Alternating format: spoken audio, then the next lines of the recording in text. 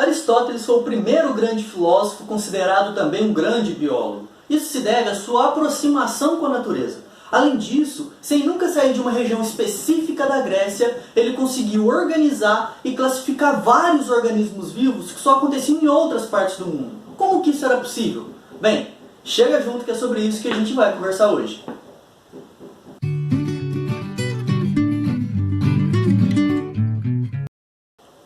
Aristóteles nasceu em Estagira há mais ou menos 4 séculos antes de Cristo. Ele era filho de um médico chamado Nicômaco. E ser médico naquela época era conhecer a natureza, conhecer as plantas medicinais e como elas agiam no corpo. Esse fato de Aristóteles ser filho de um médico facilitou muito com essa aproximação entre Aristóteles e a natureza. Aos 17 anos, Aristóteles saiu de Estagira e foi para Atenas. Naquele momento, Atenas era o melhor lugar para estudar.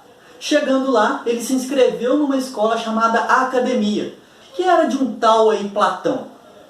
Platão foi professor de Aristóteles e Aristóteles foi um aluno exemplar.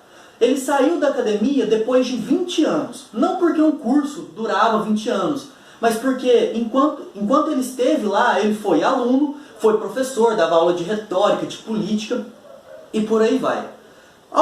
Após esses 20 anos, com Aristóteles tendo seus 37 anos, Platão morreu. E Aristóteles acreditava que merecia a academia. No entanto, ele não pôde tê-la, porque as leis da polis são claras. Um não ateniense não poderia ter propriedade em Atenas. Assim, Aristóteles saiu de Atenas e foi para uma cidade chamada Pela. Lá, ele encontrou um rei chamado Filipe. Esse rei tinha um filho e precisava de um tutor para esse filho. Aristóteles, então, foi contratado para cuidar desse moleque chamado Xandinho. E Aristóteles foi professor de Xandinho de tudo durante um tempo da vida dele. Só que esse Xandinho, ele cresceu, abandonou o apelido de Xandinho e passou a ser chamado de Alexandre. E como ele cresceu, ele virou grande. Logo, ele era Alexandre o Grande. Esse mesmo que você se lembra da aula de história, o grande conquistador, o imperador dos 4 cantos da terra. Alexandre o Grande, aos 20 anos, com a morte de seu pai, assumiu o império e dominou todo o mundo conhecido. Ele entrou em tudo como faca quente entra na manteiga. E a cada lugar novo que ele chegava e encontrava um organismo diferente, ele mandava para Aristóteles para que Aristóteles pudesse estudá-lo. Assim, Aristóteles, sem sair de uma região da Grécia, conseguiu, de fato, estudar vários organismos que só aconteciam em outros locais. Olha que fantástico!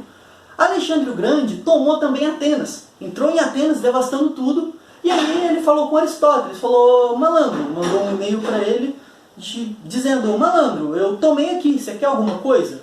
E Aristóteles disse: eu quero montar uma escola. Escola essa que é conhecida como Liceu. E lá ele deu aula até quase morrer. Com a morte de Alexandre o Grande, o Império Macedônico caiu. Então Aristóteles, com a queda do Império Macedônico, ele que sempre foi um apoiador declarado, e esse império, ao cair, foi dividido na mão dos militares, como Ptolomeu, por exemplo, no Egito, e por aí vai, ele ficou com medo de sofrer uma perseguição. Assim, ele se retirou de Atenas e foi para uma cidade chamada de Calcis, que fica na Grécia, onde ele ficou até morrer. Mas Aristóteles produziu pluralmente, produziu diversas obras em tudo quanto é área. E por isso, ele, além de um grande filósofo, ele também é um grande cientista e é considerado também um grande biólogo. Muito obrigado.